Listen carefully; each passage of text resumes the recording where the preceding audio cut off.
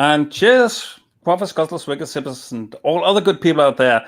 And Hopswatch here, and welcome to another segment of A Beer With, where I speak with people from the community about their favorite beverages. My guest tonight hardly needs an introduction. The science communicator to end all science communicators, and who speed talks understanding of biology and evolution into existence while he is enjoying the company of family and pets, and often some heavy dark beers. The one and only Aron Ra. I am truly honored. Welcome to my show, sir. Thank you very much. So I said in my email to you that I sent when asking if you wanted to appear on my show that I had never seen you on a live stream specifically about beer. I mean, I've seen you on live streams about everything.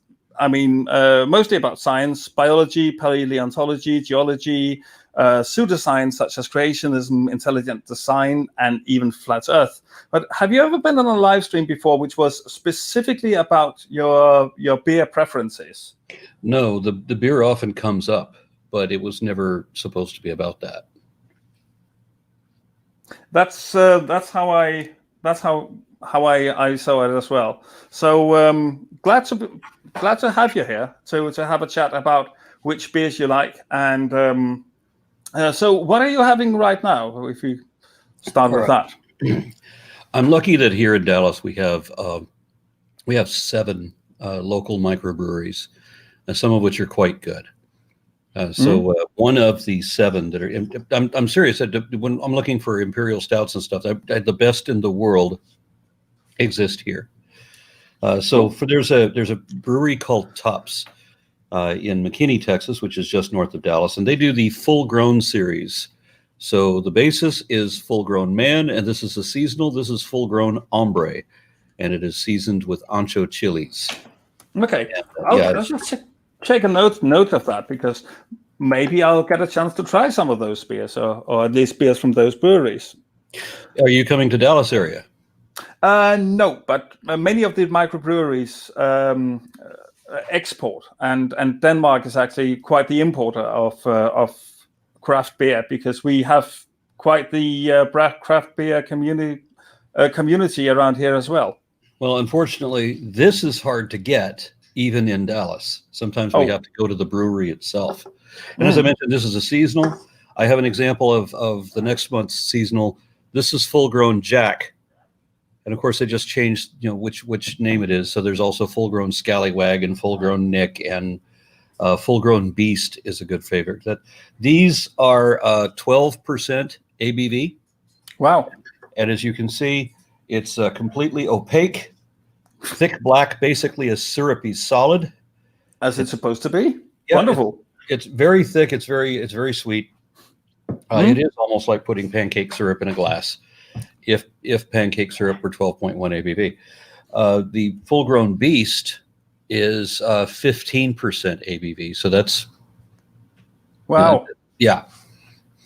So if you go to the brewery and you have a couple of beers there, at this brewery where they make them, they don't give you the little dainty cups for the high ABV like a lot of other people do. These just give you the same size plastic Dixie cup as for everything else. So if you have 2 beers there, you've had a 6-pack or more. I think it's equivalent of 8. Wow. So, 8 regular beers is what you've just drunk in those 2 glasses, something like that. Well, wonderful. Sounds good. And a little dangerous. You don't want to drive away from there. The police watch this place carefully. Yeah.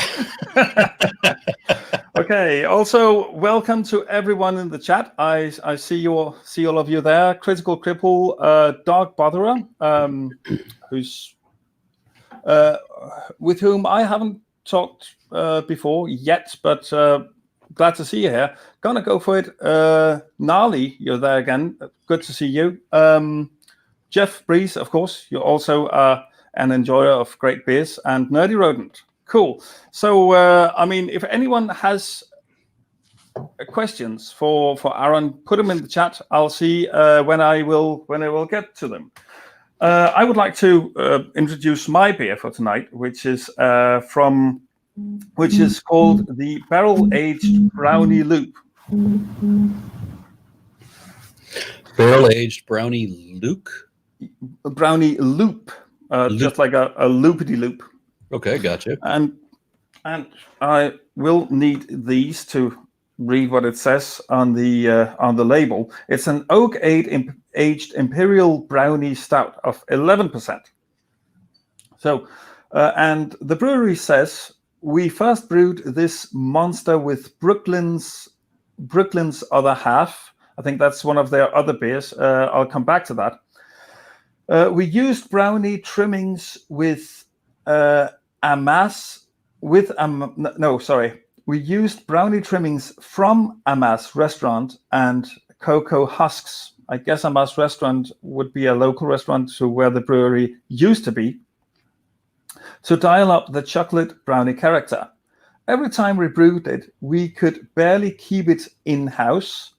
Beer fans kept asking us, when are you going to put it in barrels? So we gave the people what they wanted. Our biggest, bestest, most brownie-ish beer spent 6 months in American oak, and now how long it spends in your glass is entirely up to you. Now, this is from a brewery called Broaden and Build, Copenhagen, and they actually succumbed to the coronavirus. They went bankrupt about a half year ago, and when they did that, they had 4 beers in barrels, which they then chose to bottle as kind of their goodbye and thanks for all the fish thing to do. And I was lucky enough, even though I don't live in Copenhagen, actually I live as far away from Copenhagen that you can come without leaving the country, barring, of course, the Faroe Islands and Greenland, if you see that as actual parts of Denmark.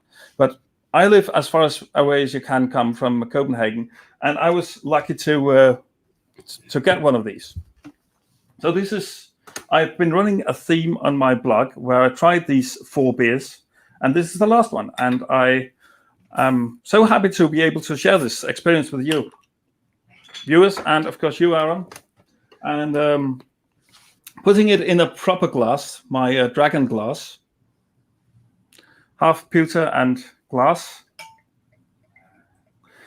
I would say rather oily as well, as I slowly pour it.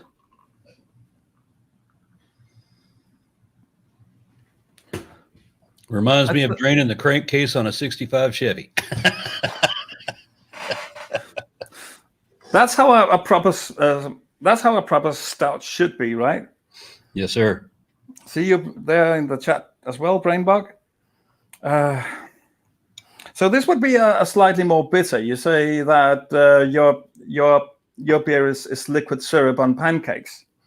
This is slightly more bitter. There are some coffee notes, some oily notes as well. Well, now that you gave me that association, what I'm going to do now is just quickly take a picture of it for when I'm reviewing it on my blog. And I forgot that when I had Bionic Dance on the other day. I forgot to actually take a picture of the beer that I was having. So I'll see what it tastes like now. I haven't tried this one before. You had tried the one that you were having, right? Before. Yes, I have. It's a personal favorite, but still difficult to get.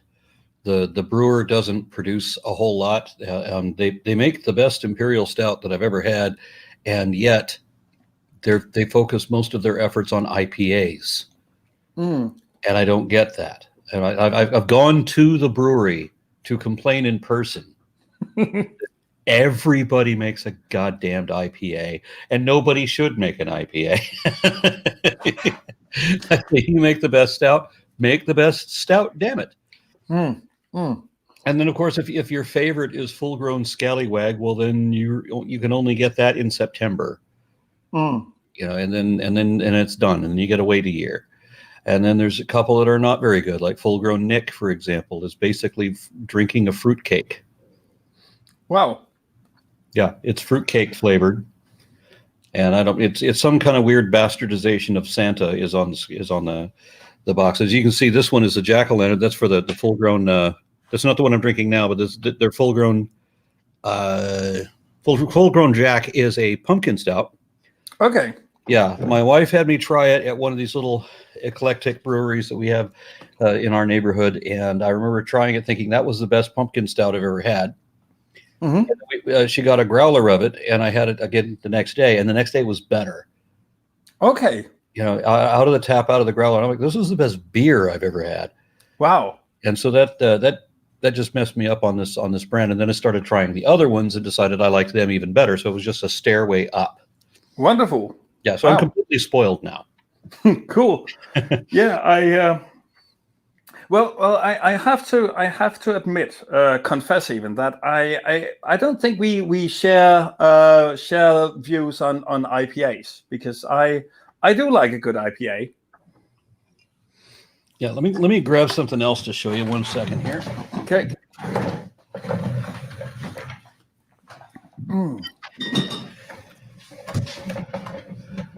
This one is from another local brewery. This is Revolver is the name of the brewery. You can see the gun, the logo. Yeah. And it's Blood and Honey. Blood and Honey. Because it's made out of blood oranges and honey. Okay. So that is a very sweet beer, and it is a yellow beer, which I don't normally drink yellow beer anymore. Mm-hmm. So, once you go black, you never go back. But yes. But this one is quite good, and people who normally only drink yellow beers, when they come into town, I'll give them one of these. And if they can't stand stouts, which is the case very often, they'll love this. Interesting. Yeah. Yeah, why not? Interesting about this is there's always dust in the bottom. It's like if you've ever had Franciscaner, especially the Dunkel. Yeah, I have. They always have that debris in the bottom of the bottle. This does the same thing. Just like a lot of Belgian beers will have that as well. Yeast residue. Yeah. And then somebody brewed me a beer that I quite liked. It wasn't very powerful. It was only 7% ABV, but it had a really good flavor to it. And unfortunately, he only did 2 cases of it, and I never heard from him again. The guy abruptly disappeared. One of the things that frustrates me is that the really good beers have really stupid names. And very often I'll get a beer that has a really great name. It sounds dark and satanic and all of that. And it sucks. Have you ever had Trooper, Iron Maiden's beer? Yeah, it's not very interesting. Perfect example, right? So Iron Maiden's beer just not very good. So this is the beer that I made the label. So that's me. Nice. Yeah. And it's called Godless Heathen. Wonderful. Yeah. Black as your heart, Imperial Stout. And then the fine print on the bottom says, brewed by amoral perverts from the tears of the innocent. Wonderful. Wonderful. Cheers to that, sir. Okay, so this beer isn't that sweet. This has a pretty good balance between bitter and sweet, I would say. So I would say that there are some coffee notes there. It has a nice rich richness to it, but it's also it also has a lightness. It's not heavy and really thick. Hot dog. My apologies. Yeah, well, it's not really a live stream with you, Aaron. If there isn't a barking dog in there, is there? Is it? So no need to apologize. Every podcast. No need to apologize. This is part of the woodwork. Can you trank that dog? Falcor. All right. Sorry. No problem. People exist outside, and he. Oh. And he. Shut up. Cool. Nerdy Rodent says, "Hi, dog." All right. So we were talking about bad names and good beer and bad names and everything. One of the ones I came across that had a really stupid name was recommended to me that you should try this, and it came in a big pint can, not the regular size, 12-ounce cans that you usually get. And I would rather have them in a bottle, but a lot of breweries are switching to cans. So what can you do? So this one was called Bozo beer, and I think the brewery was called Evil Twin. Oh yeah, that's actually a Dane that founded that brewery. Very nice. Well, that's banned in Texas. Okay. Evil Twin is banned in Texas, and that pissed me off. I can't get that beer here. So they recommended me this thing called Bozo beer, which is just a really stupid name. Mm-hmm. But it's an 18% ABV Imperial stout in a great big pint can. And so like I went to a barbecue, and like I think we each had 2 of them, and we're kind of done, Yeah, you would be. Yeah, I'm not driving anymore. No, even with an American pint. I guess it was an American pint, right? I don't know that there's a difference between pints. Yes, there is, and I noticed that because I mean here in Denmark we measure everything in liters and half a liter, and every now and then I get a British beer, which is a British pint, and I notice, oh, that's a bit more than half a liter.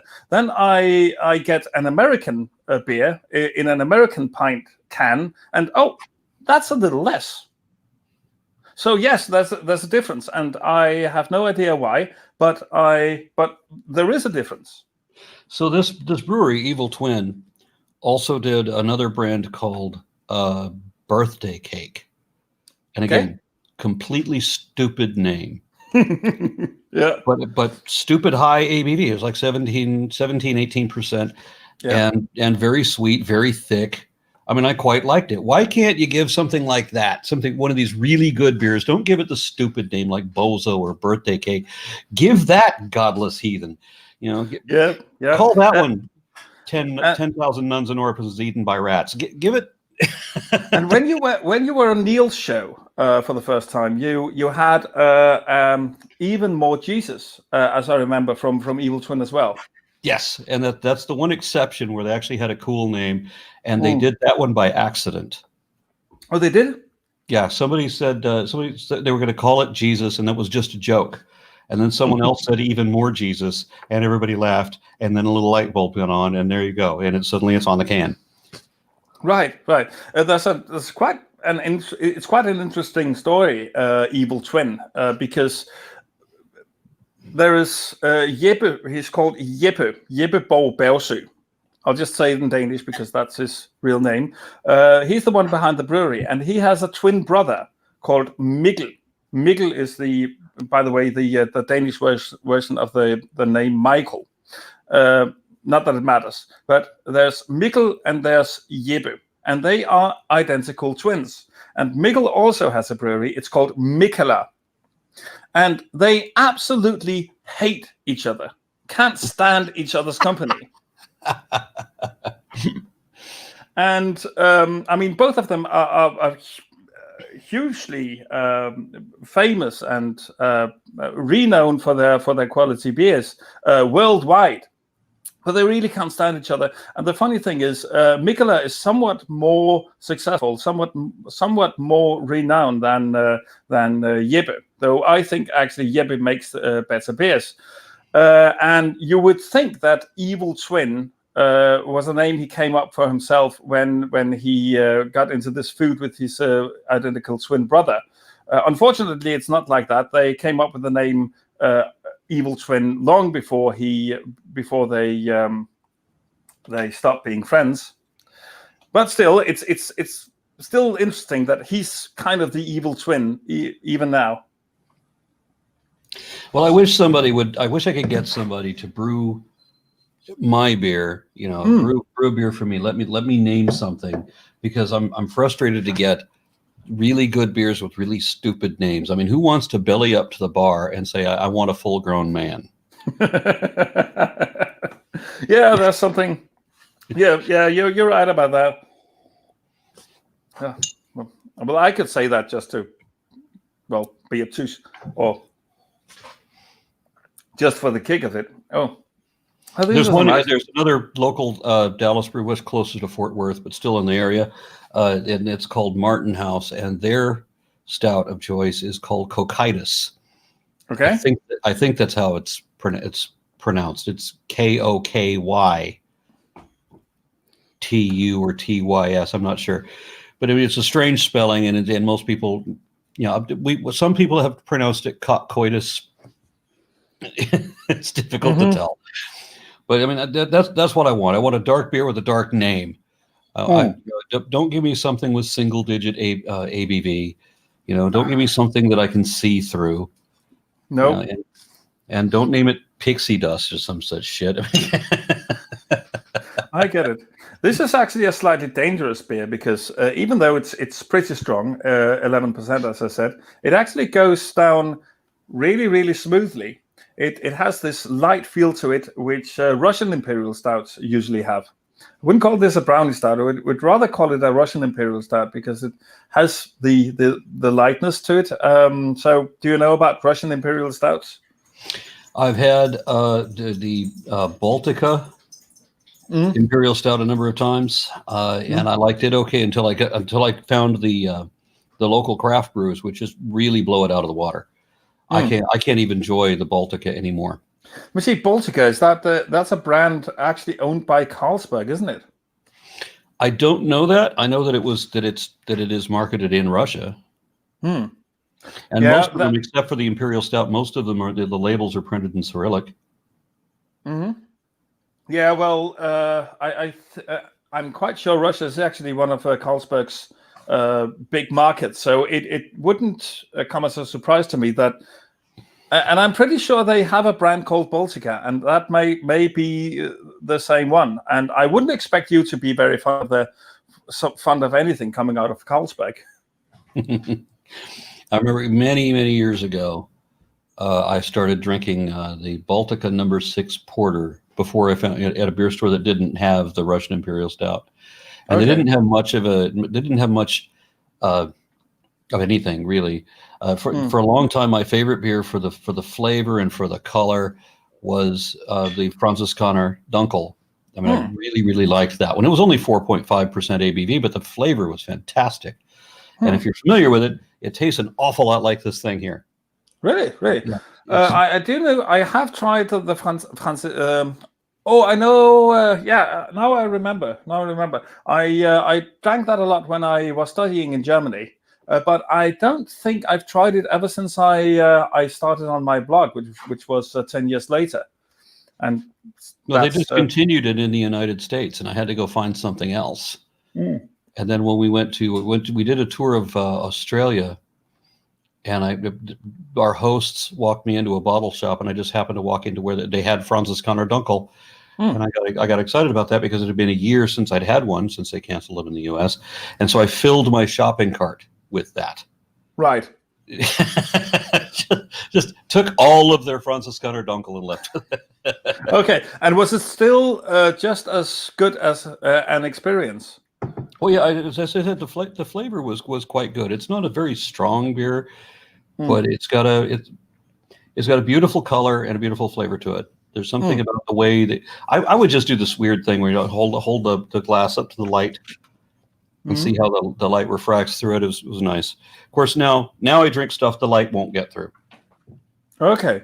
I got a question here from Godless Scum, and let's just take it before it goes way up in the comments and I forget it.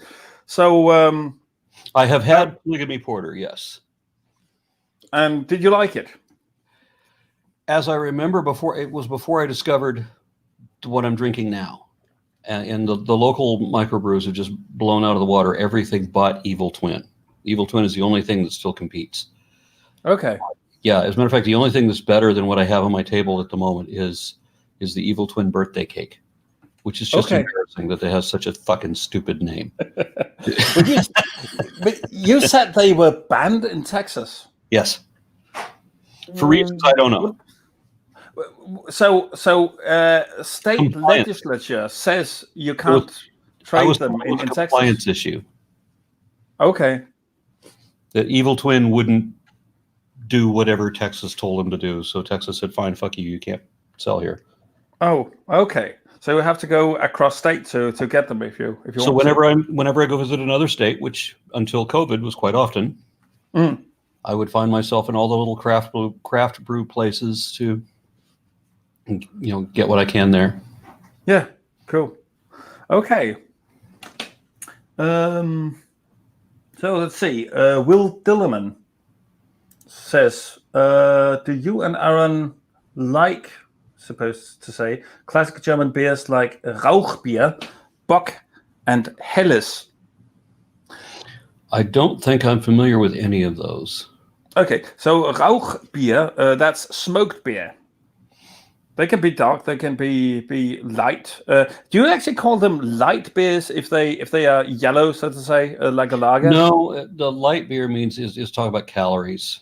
Right. Okay. That would be the same in Denmark. So you call them pale beers. Is that true? Yes. Okay. Or sometimes white. Quite often, like Hogarten is called a white beer. Yeah, but that would be because it is a wheat, a so-called wheat, which is a Belgian-style wheat beer. The interesting thing about those Like beers Blue is Moon. that Blue Moon, wouldn't know. Is it the same thing? I wouldn't know. I have to admit. However, they and there was another Belgian white. Both of them. Sorry. I think they're both called a Belgian white. Okay. So the style is called wheat, and it's basically a wheat beer, only brewed in Belgium. And the great thing about those is that they don't give you much of a hangover. Mikey Famine, who runs the show The Bin, told me that on a live stream, and he was right. I didn't really believe him, and I didn't think that style of beer had much of a justification before I discovered that. That was interesting. So how about any? Oh yeah, and he was asking about Bock as well. That's a more heavy, still a pale beer. Another German beer style, heavier with the alcohol, but still pale. So you don't know about that style. Well, I don't know. I mean, because Bach probably means something different here. Okay. You said that's a brand name that you're talking about. Would you show everyone your bottle opener? That is so awesome. So I turn it over and then just grab the bottle and that is so awesome. Literally the handiest thing my wife ever gave me.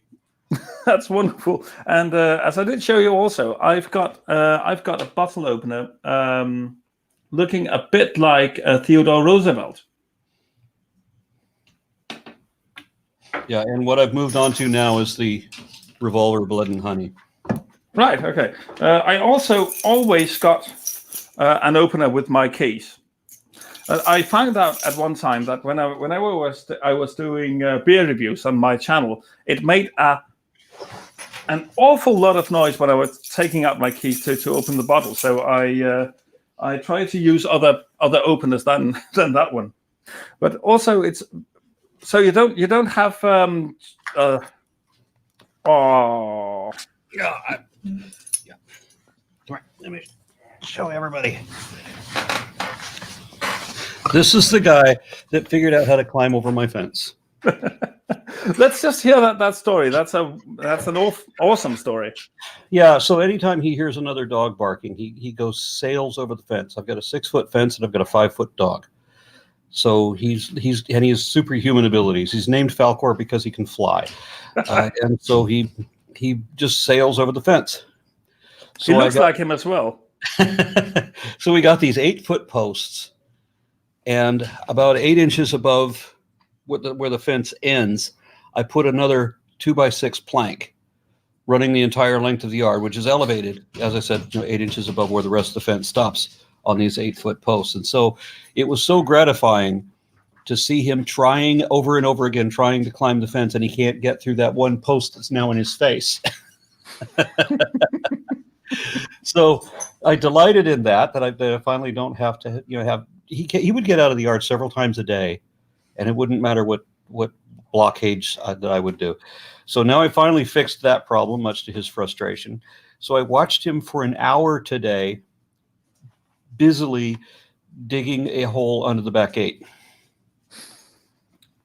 And just about the time he got it big enough to get himself through, I come out there and with a big old 2x6 piece of lumber and start screwing it into the base of the gate. And after we do this show, I'm going to go pour some concrete into the hole.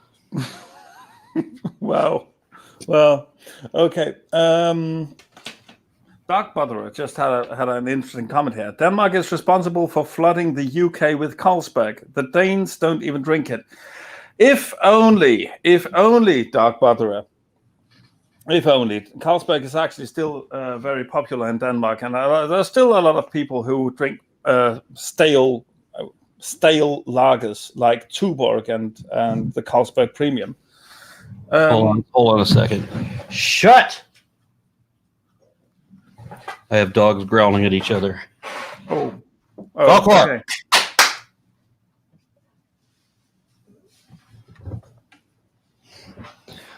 So yeah, I was kind of asking you just before the live stream, how many how many pets do you actually have now? I have the 3 dogs, and they are all rescues. Mm-hmm. So we have this one, of course, Falcor. We got him. He just walked in our house one day. Okay. My mother comes over. She opens the front door. She goes, you have this giant white dog in your front yard, and then he just burst past her into the house like he lived here. Wow. And suddenly he's in my living room playing with the other dogs, which are much, much smaller than him. Bowie, come here. Bowie. Bowie, come here. Wait, get back. This is Bowie. Uh-huh. He is a Dachshund Corgi mix, which is called a Dorgie. And you might be able to see that he has one silver eye. Yeah. And because he's blonde, we call him Bowie. Okay. Ah, right. All right. And then, all right. And this is Sugar. She is a Louisiana leopard dog. Oh. Yeah, so again, another rescue. We got her in the pound when she was on her 7th day, and they were about to destroy her. Oh, okay. Yeah. Well, she found a nice home. I said just the other day I watched the first ever made Garfield movie, where Garfield actually ends up in a pound along with Odie, and Odie is just about to be done away with, and that's when Garfield saves him. Mm-hmm. Not that I care much about Garfield anymore, but I did when I was a kid, and I actually enjoy watching the old Garfield movies from the 80s, still with Lorenzo Music doing his voice. Back here behind the black screen, my wife has a terrarium with her bearded dragon. Her bearded dragon's name is Kaiju. Kaiju, yes. And it's an interesting morph that is a golden color and quite lovely. And then over here is my parrot, Max, who used to be the one that would interrupt all the podcasts by calling out my name. But he doesn't do that anymore? Well, not during podcasts. Okay. Yeah, still does whenever he wants attention, water, get out, whatever. The name Aron has become his question for everything. He used to have a much wider vocabulary, but he doesn't anymore. And he and he won't say anything I try to tell him or try to train him to say. I've been trying for 11 years to teach him how to say, I'm a dinosaur, but he won't. Oh. Yeah, and then my son has a rat. I think the rat's name is Hank. Okay. Yeah, and so I think that's the limit on our pets right now. But you did have a cat the other day on the show. How did I forget? Yeah, we have 2 black cats, Blair and Hecate, which is an abbreviation of Hecate. Okay. And then we have the rescue kitten, and that one's name is Persephone. That was my wife's idea, not mine. And that one we got. All of these are rescues. We pick up from a rescue shelter or something like when they're about to be destroyed or what have you. And the little gray cat, the most recent addition, I found in traffic. Wow. So it was a tiny 4-week-old kitten. Oh. Just the teeniest kitten you've ever seen. And it was darting under and between cars in traffic on a busy street. Wow. Yeah. So I when I saw it in my rearview mirror, I turned my Jeep sideways to stop all the cars so that I could grab the cat. And I did grab the cat, although it was very fast, even though it was this fucking big. It was absolutely terrified, moving as quick as it could, darting and turning and everything in faster ways than I could at my weight. And so I ended up tumbling over the road and everything until I finally get this thing. And when I get him to the car, I now have the problem that I am driving a Jeep. Ah, right. In the summer, which means there's no roof and there's no doors. Oh. So I can see how that is an issue, yeah. So I tried to hand the kitten to my wife, and she lost it at first, and I grabbed the cat again, and then it bit right through my hand. Ow. With those tiny little needle kitten teeth. And then she finally manages to cling on to it. And I get into the driver's seat, and I remember I said to her, "How are we going to find a home for this cat?" And she looked at me, she said, "She's mine."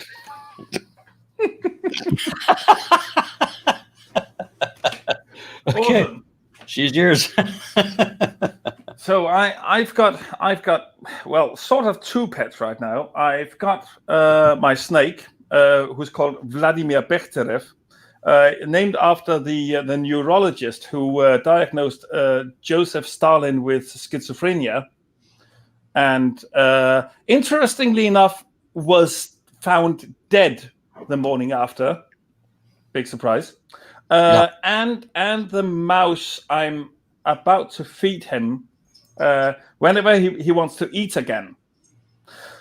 Thing is, I just changed his tank. The old tank is still here behind me. Now it's empty, and it was way too small for him. So I got him now a proper tank. Let me just show you.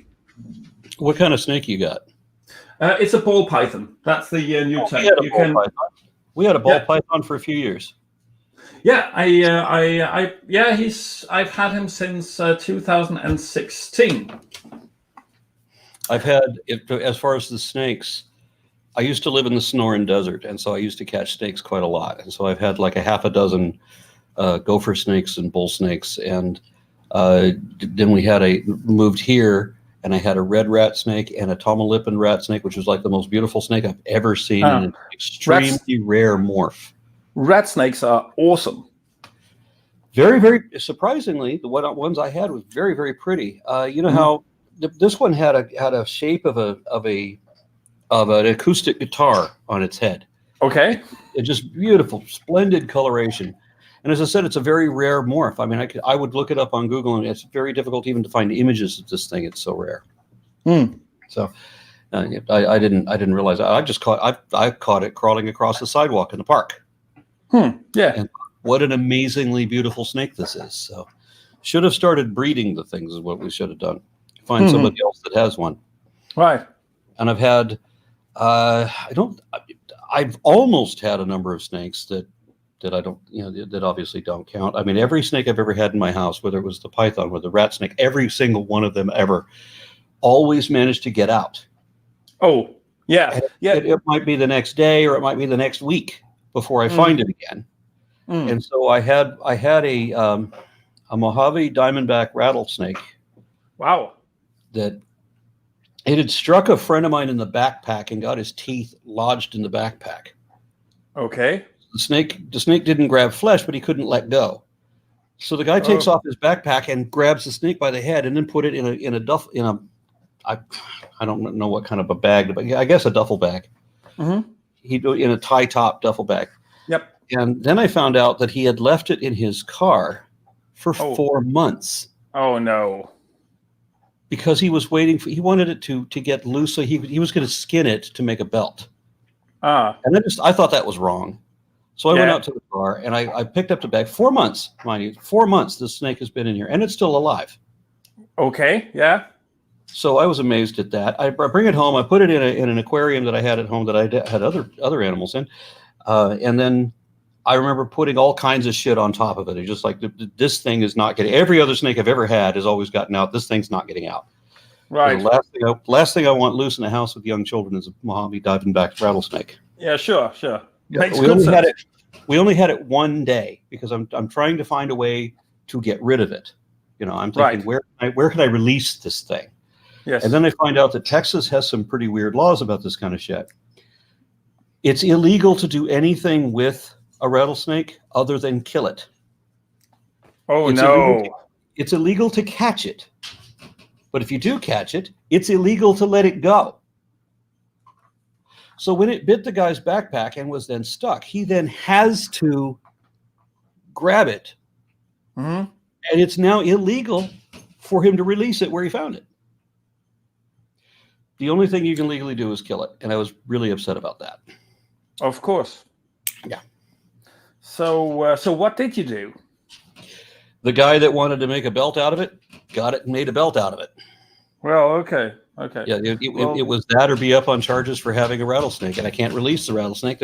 I was now living in Dallas. It's not like I can go out and like any other time of my life. I usually lived in the desert, and it was only a short, like a matter of blocks away from open desert. But now I live in Dallas, where if you want to get to the countryside, you're going to drive for an hour at least. Mm-hmm. Mm-hmm. Right. Yeah, I was thinking maybe you could bring it across state, but no, I made that mistake a couple of times. You have to be careful about the laws here. I mean, I found out that that you can't pick up a snake in Arizona and bring it to Texas. No. Okay. So I had a snake that was from Arizona that is now back in Arizona because I turned it in, and I had someone deliver it back to the park where it was found. So okay. Yeah, because otherwise I didn't realize it's a felony. Wow, a felony even to catch a harmless snake. And keep it. It just depends on where you are, because the laws are different everywhere. So I would have had no idea. So of course I notified the park, transferred it back. So he's happily living over there now, and it's all good. Oh, good. So is it if you commit a felony in Texas and you're caught and punished for it, does that mean you can't vote? Again, that depends on where you are, because the laws are different, like in every state. I think in Florida, I know, but what does the Texas state law say about that? If you know. I don't actually know. I know that there was a recent news story that there were a number of people in Florida can pay their fines, and once they paid their fines up, then even if they have a felony, they can vote again. Okay. And in most places, you lose your ability to carry a firearm or carry any weapons. Because I had a friend in Arizona that he was loaded with guns and knives and swords everywhere he went. And then he got a felony arrest, and he lost his ability to be armed.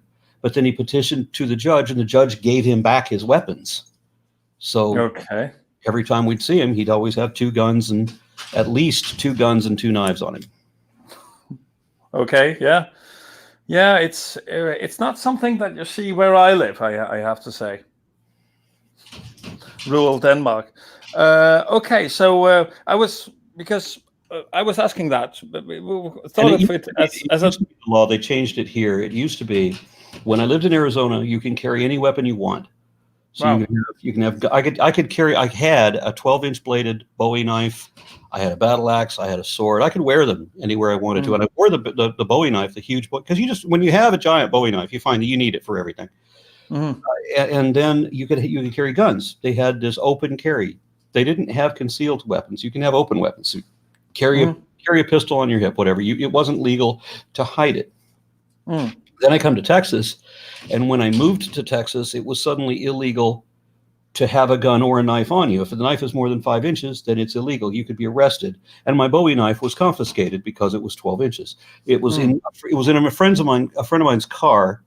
I don't know why he had my knife in his car, but anyway, he gets pulled over for something, and then the police take my knife away because at that time it was illegal. So then they passed this thing where you can have concealed weapons, and that the concealed weapon is no harder to have than open weapons. So now just everybody can have a gun on them. But for a while, it was that you can walk into a Walmart carrying an AR-15. You can carry an assault rifle into the grocery store, but you would still be arrested for carrying that knife that's more than 5 inches. Right. Makes perfect sense. So they realized finally that it doesn't make sense, and so it's now legal for me to carry this around again. Okay. Oh, it's a wow. R. You just need your patch on your eye for that one. Yeah. Wonderful. So, what I was thinking is I'll just go through the chat and see if there are any questions. So, if the chat has any questions, put them in the chat right now, and I'll go through the ones that are already there, and then we'll wrap up this little bit and do an after show. If you're still up for it, Aron. Yes, sure. Wonderful. And I'll put an invite in on Twitter. Anyone who's interested in participating in the after show can send me a direct message on Twitter, and of course, if my Patreons are watching, there will be a link on my Patreon page as well. So let's just see. I know that Dark Botherer did have a question. Let's see.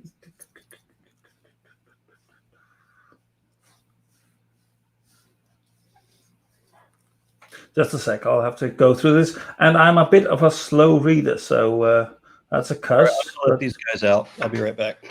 Sure. Cool.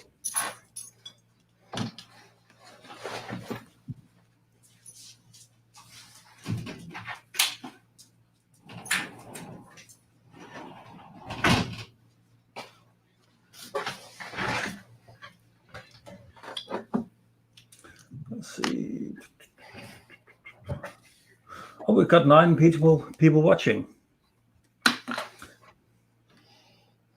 So I did think that the Dark Brother had a question, but I don't seem to be able to find it now. It was right at the beginning.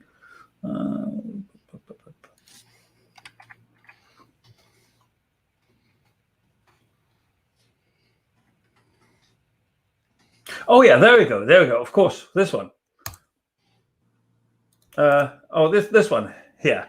How about your food with Kent Hovind? Is that still going on? Yeah, I know that he got a lot of attention when he cited me. So him and a couple of his other NIFB people try to make videos calling me out, hoping that I'll respond because it'll give them more press. And I'm not giving that fraud any more press. No. I figure I whooped him 2 times consecutively, and I'm done. He tried to challenge me again secretly under a secret name. He tried to go through somebody else to get me to agree to debate him. And I remember saying that when I realized the kinds of arguments that the intermediary was bringing up were so Hovind-esque. That I realized it was Hovind under an assumed name, and I said, I'm not giving that fraud any more publicity. No. He needs to die in obscurity, forgotten. Right, yeah. Because I remember the discussion you had with him on the Non Sequitur show. Absolutely an epic discussion, and then that kind of spinned off a number of videos from him and from you. So you actually used a lot of resources and time and effort to counter him once again. I have to tell you that I enjoyed that way too much. Right. I mean, I really, really enjoyed that interaction, that kind of video where he would ask me a question in his video, and I would get a chance to answer it and then present all of the data. Because, this is something you can't do in a live debate. In live debates, I noticed with creationists that they would say that these scientific papers that they're citing say this thing or whatever. Here's his author, this evolutionist, whatever, and here's what he says, and this just proves your argument, or that they found blood cells and DNA of dinosaurs and all of this. And then if you get a chance, when you're on a live debate, there's no way to address all of that. All you can do is like benefit of the doubt if you've never heard of it, right? Unless you're really on your toes with all of the information, which I usually am. But in one debate that switched, shut up! One debate that switched from a live debate to a written debate, I got a chance to read all of his citations and realize that none of them said what he said they did.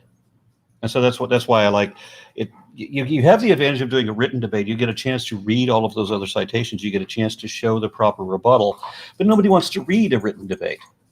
So when you do it in the video format, Hmm. then now you can give an explanation people will pay attention to and show pictures while you're doing it.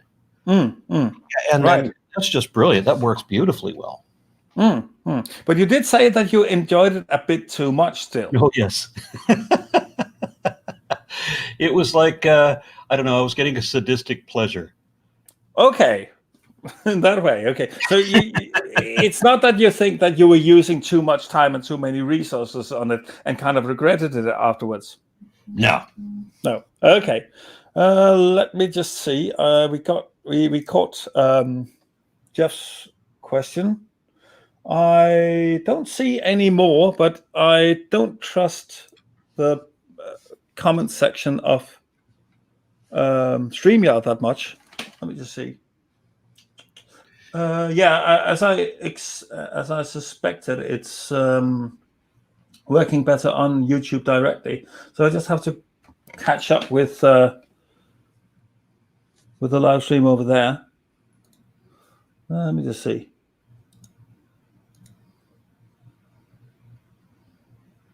Let me just. This really annoys me that I can't see recent comments here on StreamYard. I'm just going to try something. If the connection is lost, I'll jump right in again. But just excuse me for a second while I try this. I need to close the door here.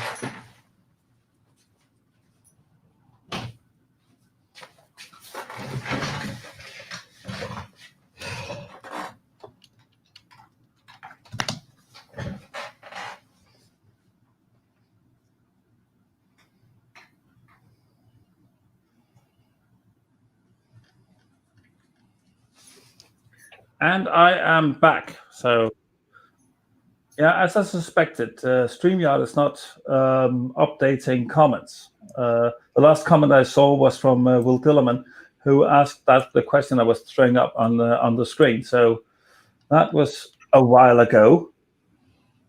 Let me just see.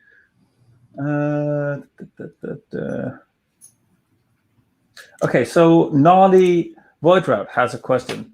I make bourbon candied bacon. What do you both think of the idea of that? Is there another alcohol you think would also do well for such a purpose? Bourbon candy bacon? Sounds delicious, I want to say. Well, every part of that. I don't know how it would go together, but each of the increments sound right. Right. Increments, ingredients, components. Whichever. Yeah. Let's see. Just see what we've got. I'm assuming Bud Light is not going to be popular around here. No, you're absolutely right, Richard. Ricardo, sorry. Anyway, my family all the time because I drink Anheuser-Busch Natural Light. Anyway, Aron, Yes. I asked you before, but I don't think you remember, but we actually met in person some years ago when you were in Denmark. Okay. I actually witnessed you drinking. I think it was a green Tuborg, a Carlsberg lager. Well, I think there was probably all there was. It was all there was. It was from the Danish Atheist Society. I wasn't a member at that time, but I'm a member now. I'll see if I can change that. If you ever come back to Denmark, I'll have some proper beer for you. I really liked coming to Denmark. One of the things that surprised me was that I'm very rarely recognized at home. And walking around, what was it? Not Amsterdam. Was it? Maybe it was Amsterdam. That's the Netherlands. Yeah, I'm sorry. You were saying Denmark, weren't you? That's right. Okay. I'm getting the events confused. Fair enough. Copenhagen. Yeah, apologies. I was going to say I was recognized 4 times on the street in Amsterdam, but of course I'm thinking about a different event. Well, Denmark is bland or boring. Is the bland or boring Netherlands? You're aware of that, aren't you? I mean, just as flat, but we don't have weed. It's banned here, so we are the boring Netherlands. Makes sense. The language is just as awful as well. Why is the language awful? Well, a lot of ch sounds, not as many as in Dutch, admitted, but we still have them. Well, the last time I was in Denmark, I was with somebody who came from Hungary, spoke Hungarian. Yes, and I used to live about 2 or maybe 3 kilometers from him. I know him very well, and I am absolutely asked to say hello to you from him, Thomas Osler, Thomas Vogter. Vogter, that was the name. Yes. Yeah. He let us come crash at his flat for a week.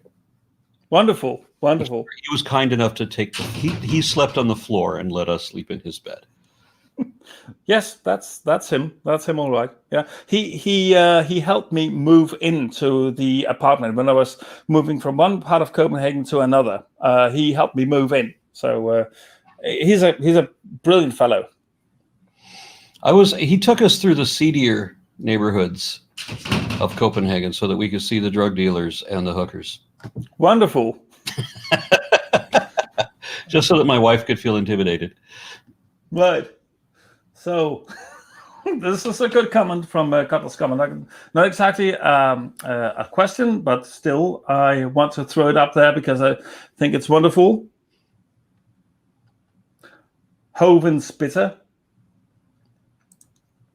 Let me see. So people have had ample time to throw up some questions.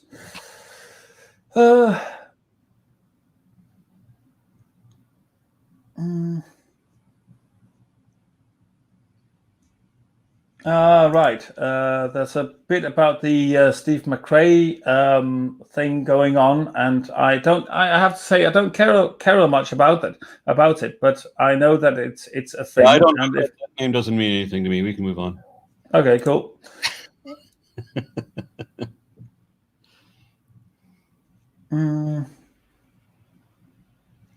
Let me see. There's a bit of discussion in the chat, or were.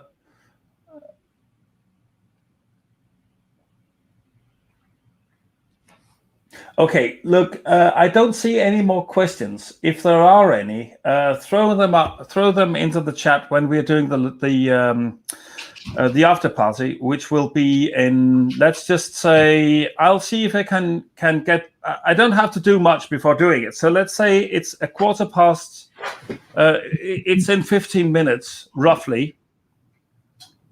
And we'll wrap it up from here. Okay. So, Aron, yes. Thank you so much for being on my live stream. Oh, my pleasure. Happy to talk about beer. So we'll see you in 15 minutes in the after party. All right. And I don't know how many people will have sent me direct messages now on Twitter, but send me a direct message on Twitter. I will send a link also in the Patreon page, and I will throw a link into my personal Twitter thread for anyone who wants to come in, and I'll be dictatorially be in charge of who's coming in and who's not coming in. That's how it works. But I'll see if I can get as many of you in as possible. So that'll be it. That'll be all for this time. Aron, do you have any last words before we wrap this bit up? No, if I'm going to say last words, I think famous last words. Look, Ma, no hands. Wonderful. And I'm going to say, always remember to drink responsibly. And until next time, cheers. Cheers. All right, I will see you in a few. Yep, see you.